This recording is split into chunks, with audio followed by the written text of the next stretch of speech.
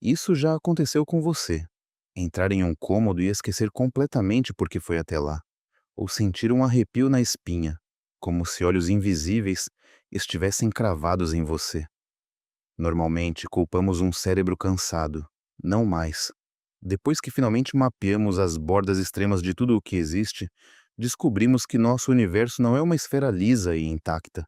Ele tem feridas reais. A matemática diz que nosso universo está submerso em um mar denso e agitado, com corpos enormes nos empurrando de apenas centímetros de distância, escondidos em uma direção que não conseguimos perceber. A física moderna se apoia em uma suposição fundamental, a de que o nascimento do universo foi uma explosão perfeitamente equilibrada, espalhando calor e matéria de forma idêntica em todas as direções, a chamada isotropia. Em 2013, o Observatório Planck, da Agência Espacial Europeia, enviou um retrato térmico do cosmos que destruiu essa imagem. A metade sul do céu é visivelmente mais fria e estruturalmente diferente da metade norte, uma deformidade genuína entalhada no próprio espaço-tempo. Escondido dentro desse hemisfério gelado está algo ainda mais estranho. Um hematoma concentrado apelidado de ponto frio. Em um sistema fechado, o calor se espalha até o equilíbrio ser restaurado. O fato de essa mancha permanecer congelada há 13 bilhões e 800 milhões de anos sugere que algo está mantendo-a aberta, que nosso universo sofreu um impacto vindo de outro lugar. Astrônomos apontaram seus instrumentos na direção da constelação de Erídano, à procura do corpo massivo responsável pela queda de temperatura, e não encontraram nada, uma ausência total de matéria.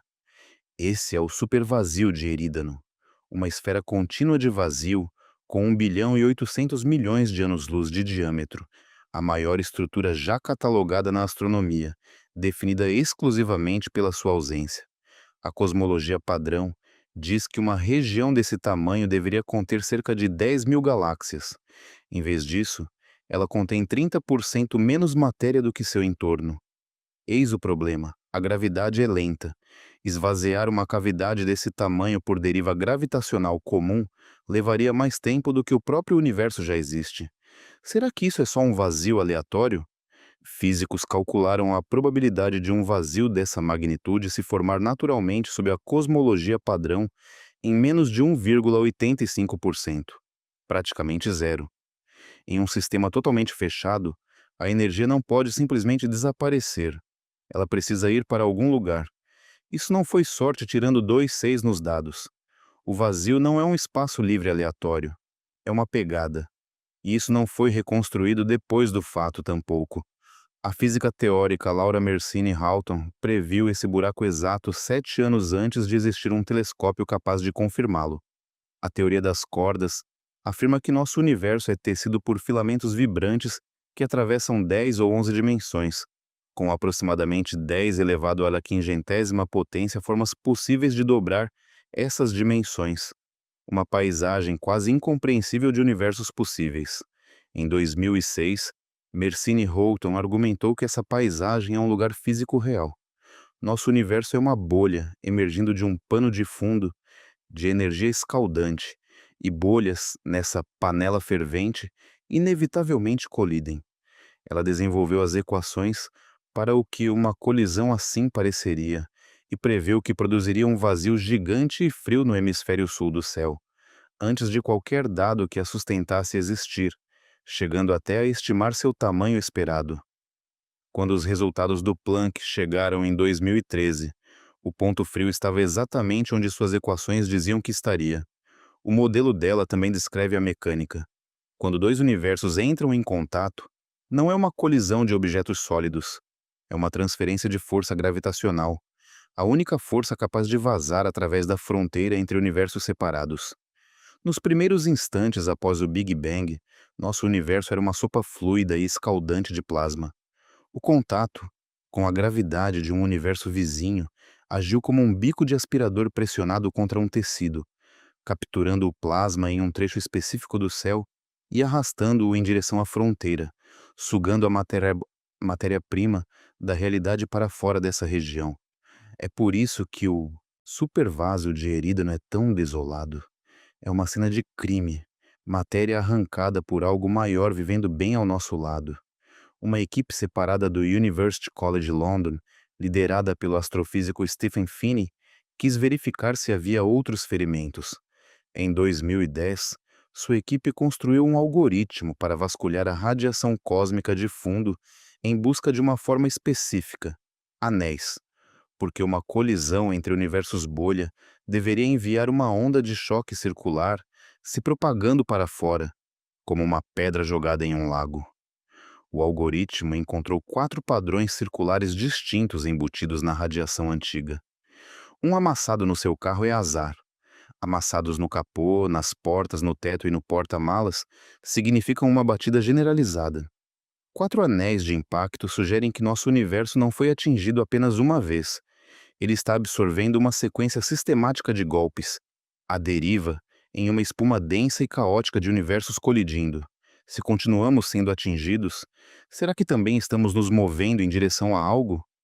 A radiação cósmica de fundo funciona como o referencial fixo do universo. Fique parado em relação a ela, e o céu parece idêntico em todas as direções. A regra central da astronomia, o princípio cosmológico, diz que o universo deveria parecer igual em toda parte, em larga escala, com galáxias flutuando aleatoriamente e se cancelando em movimento líquido zero. Mas a observação real mostra movimento coordenado.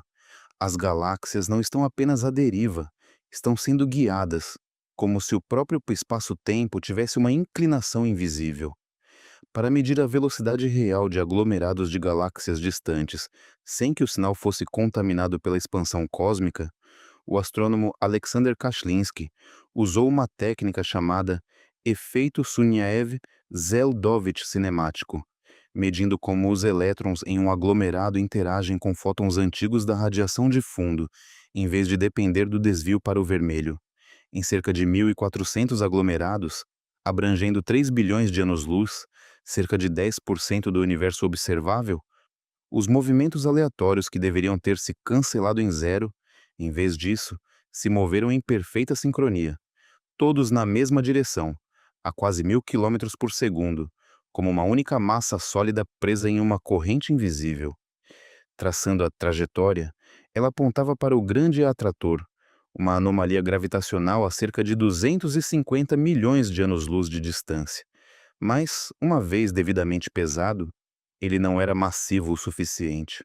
Mais além está o supercúmulo de Shapley, concentrando a massa de cerca de 10.000 vias-lácteas. Mas se Shapley sozinho estivesse conduzindo o fluxo, galáxias mais próximas deveriam se mover mais rápido e as mais distantes mais devagar, já que a gravidade enfraquece com a distância. Em vez disso, a velocidade permaneceu constante independente da distância. Shapley é apenas destroço preso na mesma corrente que nós. O que quer que esteja nos puxando não é local. É vasto e distante demais para que sua atração se enfraqueça. Somando cada galáxia visível, nuvem de gás e halo de matéria escura, na direção do fluxo, chega-se a talvez 20% da velocidade observada. O restante vem de além do horizonte de eventos cósmico, a cerca de 46 bilhões de anos-luz, onde a luz ainda não teve tempo de chegar até nós. A gravidade, diferente da luz, pode se propagar através dessa fronteira. A inflação prevê que o universo não observado além do nosso horizonte deveria ser uniforme, cancelando-se em atração líquida zero, mas um fluxo escuro coerente prova o contrário. Alguma estrutura titânica, possivelmente uma brana vizinha, está bem além da borda, inclinando o piso de todo o cosmos. Em 2017, o cosmólogo Yehuda Hoffman completou o quadro. A atração vinda de Shapley sozinha não explicava nossa velocidade total de cerca de 630 km/segundo. A gravidade é um cabo de guerra, e Hoffman descobriu que o trecho de espaço logo atrás da Via Láctea está quase vazio. Um vazio se comportando como massa negativa, nos empurrando para longe enquanto Shapley nos puxa para frente. Ele batizou essa região de repulsor dipolar. Atratores densos sugando matéria para dentro, vazios em expansão empurrando-a para fora, com nossa galáxia surfando no trecho mais íngreme dessa inclinação. Extrapolando os vetores de velocidade de Kachlinski para o futuro, eles não se afastam, convergem.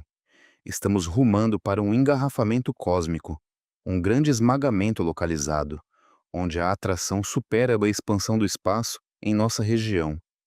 Conforme nos aproximamos da fonte, a densidade vai disparar até que o acúmulo de massa produza um poço gravitacional profundo o bastante para imitar as condições do nascimento do universo. E uma singularidade não apenas esmaga a matéria, ela pode perfurar o próprio espaço-tempo. Em 1919, o matemático Theodor Kaluza enviou a Einstein uma carta que mudou a física. Ele adicionou uma quinta dimensão às equações gravitacionais de Einstein, e as partes extras do campo se transformaram exatamente nas equações que Maxwell havia derivado para o eletromagnetismo, sugerindo que gravidade e luz são a mesma força, vibrando em dimensões diferentes. Em 1926, o físico Oscar Klein explicou por que não conseguimos perceber essa quinta dimensão. Ela está compactada, enrolada em um laço menor que um átomo, em cada ponto do espaço. Na década de 1990, a teoria das cordas havia se fragmentado em 5 versões incompatíveis. Em 1995, o físico Edward Witten mostrou que eram, na verdade, perspectivas diferentes de uma estrutura maior, a teoria M, acrescentando uma 11ª dimensão. Dentro dela, cordas se esticam em folhas e volumes, as branas. Todo o nosso universo observável está sobre uma única brana tridimensional, flutuando em um espaço muito maior chamado de bulk, ou hiperespaço, como uma única fatia num pão de forma. Estamos presos à nossa fatia, não conseguimos entrar na casca, porque não conseguimos ver o bulk diretamente, e as cordas vêm em 2 formas, laços fechados e linhas abertas, e a forma determina a liberdade. As partículas que compõem seu corpo são cordas abertas, ancoradas a uma brana da mesma forma que um fio de cabelo está enraizado na pele. Fótons também são cordas abertas, então a luz só consegue viajar pela superfície do nosso universo, nunca pode deixá-lo. É por isso que o bulk permanece invisível, não porque não há nada lá, mas porque somos cegos a ele, como uma tela de cinema tentando enxergar sua própria plateia. Mas a gravidade escapa. O graviton, ao contrário de toda outra partícula, é uma corda fechada, um laço sem nada para se ancorar à nossa brana, livre para escapar para o bulk. Isso explica o problema da hierarquia, porque a gravidade é tão absurdamente fraca comparada às outras forças, cerca de 10 elevado à 36ª potência mais fraca que o eletromagnetismo. A maior parte dela vazou para as dimensões extras, como som escapando por uma parede fina. E uma parede que vaza funciona nos 2 sentidos, o que significa que a gravidade de um universo vizinho também pode vazar para dentro de nós. Em 1999, os físicos Lisa Randall e Raymond Sundrum destruíram a ideia de que universos paralelos ficam a distâncias impossíveis. O modelo deles, de uma geometria pentadimensional deformada, sugeria que o espaço entre nossa brana e a próxima poderia ser tão pequeno quanto um único milímetro. Um universo inteiramente separado, com suas próprias estrelas e sua própria física, poderia estar pairando a menos de 2,5 centímetros do seu rosto agora mesmo. Você não consegue vê-lo ou tocá-lo porque está confinado a 3 dimensões, como um personagem de videogame incapaz de se mover em direção à tela. Mas a gravidade consegue atravessar essa lacuna. Se um objeto massivo naquele universo vizinho se aproximasse, nós o sentiríamos como uma gravidade surgindo do nada. Em 1948, o físico Hendrik Casimir previu que 2 placas metálicas colocadas extremamente próximas no vácuo seriam empurradas uma em direção à outra por um desequilíbrio de pressão quântica, algo comprovado em laboratório desde então. Branas se comportam da mesma forma. Flutuações quânticas no bulk gerariam uma força enorme puxando 2 universos próximos um para o outro, acelerando conforme a distância diminui, como um zíper cósmico se fechando. O fluxo escuro mencionado antes pode nem ser nós nos movendo pelo espaço. Pode ser nossa própria brana se curvando sob a pressão de uma parede se aproximando. Em 1956, os físicos Tsung-Dao Lee e Chen-Ning Yang descobriram que elétrons vindos da decadência de átomos de cobalto-60 preferiam uma orientação específica, quebrando a suposição de que a natureza ela é simétrica entre esquerda e direita. Para salvar essa simetria, físicos propuseram que a matéria espelhada deveria existir, um conjunto paralelo de partículas equilibrando o nosso, interagindo através de seus próprios fótons, espelhados invisíveis. Uma estrela espelhada poderia estar brilhando no céu agora mesmo, e você só veria escuridão. O único canal conectando os dois mundos é a gravidade. Um planeta espelhado entrando em nosso sistema solar não bloquearia luz nenhuma, apenas notaríamos o caos em nossas órbitas.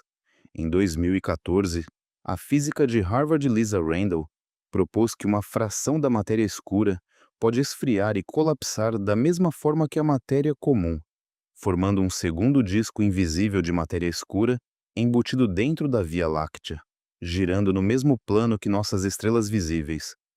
Se a matéria escura pode formar um disco, ela pode formar átomos escuros, química escura, potencialmente uma galáxia sombra sobreposta à nossa, com seus objetos atravessando constantemente nosso próprio sistema solar. Levando essa lógica adiante, chega-se à biosfera sombra. Astrobiólogos levantaram a ideia de que a química escura poderia sustentar uma biologia escura, uma terra sombra, ocupando o mesmo volume que nosso planeta. Como átomos escuros não carregam campo eletromagnético algum, eles não têm nenhuma barreira física contra a matéria comum. Um organismo escuro poderia atravessar uma parede ou atravessar você, seus átomos deslizando entre seus núcleos sem jamais colidir. Para eles, seríamos fantasmas. Para nós, eles simplesmente não existiriam. Há uma exceção: a gravidade. Massa é massa, não importa do que seja feita, e ela distorce o espaço-tempo da mesma forma de qualquer jeito. Um objeto sombra denso o suficiente atravessando sua casa faria a gravidade local disparar, produzindo um peso repentino e inexplicável, uma possível explicação física para o peso esmagador e a sensação de presença que pessoas descrevem durante a paralisia do sono, normalmente descartada como uma falha cerebral.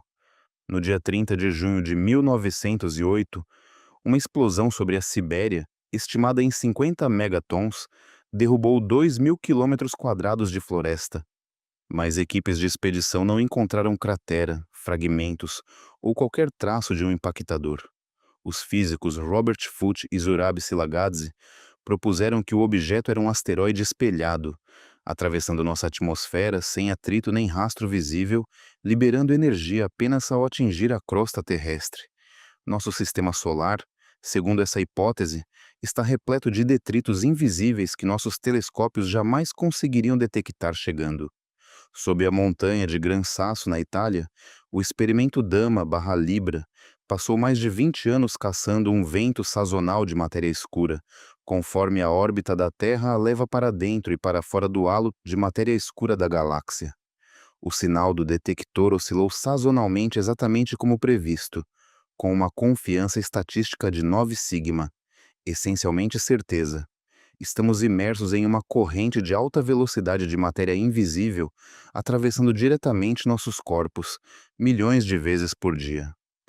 Em 1957, o estudante de pós-graduação de Princeton Hugh Everett III examinou a equação central da mecânica quântica e percebeu que ela nunca realmente colapsa, como afirma a interpretação padrão. Ela simplesmente continua se ramificando. Sua interpretação de muitos mundos sustenta que toda medição divide o universo em ramos separados e igualmente reais, trilhões de vezes por segundo. Cada versão de você, em cada ramo, é tão real e consciente quanto qualquer outra. Simplesmente não conseguimos perceber uns aos outros, porque os ramos perderam a coerência entre si. A técnica de medição fraca do físico Akira Aronov sugere que esses ramos interferem uns nos outros antes de se separarem completamente, como dois nadadores em raias paralelas cujas esteiras ainda se tocam. Aplicado ao cérebro, isso implica que a atividade neural poderia ser influenciada pela versão de você, num ramo vizinho, significando que um pensamento repentino e estranho pode estar vazando de uma linha do tempo onde você fez uma escolha diferente. Isso oferece uma explicação mais estranha para o efeito Mandela, no qual grandes grupos de pessoas se lembram erroneamente de fatos históricos da mesma forma. Se duas linhas do tempo quase idênticas se fundem brevemente e depois se separam, o registro macroscópico, os livros, a história, pode ser sobrescrito por uma delas, enquanto o estado quântico nos seus próprios neurônios retém os dados antigos, deixando você com a memória de um mundo que fisicamente não existe mais. Isso também sustenta a imortalidade quântica, já que a consciência exige um cérebro vivo e você jamais pode experimentar sua própria inexistência. A interpretação de muitos mundos implica que o observador por trás dos seus olhos só experimenta os ramos em que sobrevive. Cada experiência de quase morte que você já teve pode ser evidência de que você é o ramo que continuou existindo, observando o mundo se esvaziar ao seu redor. Em 2006, o instrumento de balão Arcade, da NASA, se propôs a medir o suave chiado de rádio deixado pelas primeiras estrelas do universo. E, em vez disso, captou um sinal cerca de 6 vezes mais alto do que o previsto. Depois de eliminar toda a fonte conhecida, o excesso permaneceu. Uma parede de estática onipresente apelidada de rugido do espaço, alta demais para ser explicada por qualquer coisa que possamos ver. Na cosmologia de Branas, é exatamente isso que se esperaria de nosso universo raspando fisicamente contra um vizinho. Na Terra, milhares de pessoas em locais dispersos relatam, desde a década de 1970, um zumbido persistente de baixa frequência conhecido como o zumbido. Uma vibração que faz janelas tremerem e parece ignorar completamente os ouvidos, sem fonte alguma que engenheiros consigam localizar. Uma explicação o associa a ondas gravitacionais de uma brana se aproximando, comprimindo a crosta terrestre numa frequência que o corpo sente em vez de ouvir. Em 2001, os físicos Paul Steinhardt e Neil Turok propuseram o modelo equipirótico. Nosso universo é uma brana, e uma brana sombra flutua paralela a ela no bulk, colidindo a cada poucos trilhões de anos. Cada colisão converte energia cinética em calor e radiação, indistinguível de dentro de um Big Bang. Nesse modelo, o Big Bang não foi um início, apenas o último estrondo em um ciclo infinito de colisão, expansão, resfriamento e nova atração. Isso também redefine a energia escura. Em vez de um misterioso empurrão para fora, a expansão acelerada do universo é a atração gravitacional em direção a essa brana vizinha. Estamos em queda livre rumo a uma parede, e a aceleração é sinal de que a lacuna está se fechando. Existe também uma forma mais imediata de a física acabar com tudo: o decaimento do vácuo.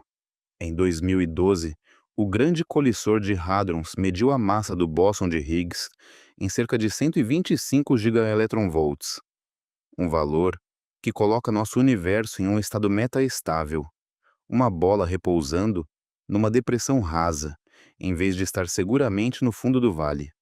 Uma flutuação quântica suficientemente poderosa poderia empurrá-la para além da borda, desencadeando uma bolha de vácuo verdadeiro, na qual as leis da física são reescritas e os átomos não conseguem mais se manter unidos, expandindo-se para fora à velocidade da luz. Como essa expansão se move à velocidade da luz, nenhum aviso jamais conseguiria ultrapassá-la. A luz da destruição chegaria até você no exato mesmo instante que a própria destruição.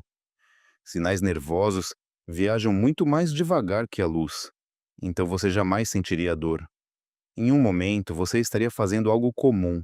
No instante seguinte, sem sensação alguma, você simplesmente deixaria de existir. A física impõe uma regra chamada unitariedade. A informação nunca é verdadeiramente destruída, apenas embaralhada. Uma transição de fase, como uma colisão de branas ou o decaimento do vácuo, quebra até isso. A matéria reverte a um plasma sem forma, sem estrutura e sem história. Cada distinção apagada, sem ruínas ou registro algum restando. No modelo sepirótico, isso não é apenas destruição, é um botão de reinicialização, o universo reciclando a si mesmo para que o ciclo possa recomeçar. Rastreamos o ponto frio até uma cicatriz de colisão. Seguimos o fluxo escuro até uma corrente cósmica genuína. Ouvimos a pressão se acumulando no rugido do espaço e no zumbido. Somando tudo, aponta para uma única conclusão: o sistema é instável, e não somos nós que estamos no controle. Isso deveria ser aterrorizante, e, no entanto, mudando o ângulo, torna-se estranhamente libertador. Você não pode impedir que duas branas colidam. Você não pode desviar sua galáxia do fluxo escuro. Você não pode consertar um vácuo em decaimento. A escala desses problemas é tão enorme que reduz suas ansiedades cotidianas a praticamente nada em comparação. Somos um breve lampejo de química que despertou no meio de um enorme show de fogos de artifício, tempo suficiente para ver as estrelas, sentir o sol e perguntar por que qualquer coisa disso existe. Isso vale a pena apreciar. Então olhe para cima, tome um café, abrace alguém que você ama e reserve um momento para notar que agora mesmo seus átomos ainda estão se mantendo unidos tempo suficiente para você sentir alguma coisa.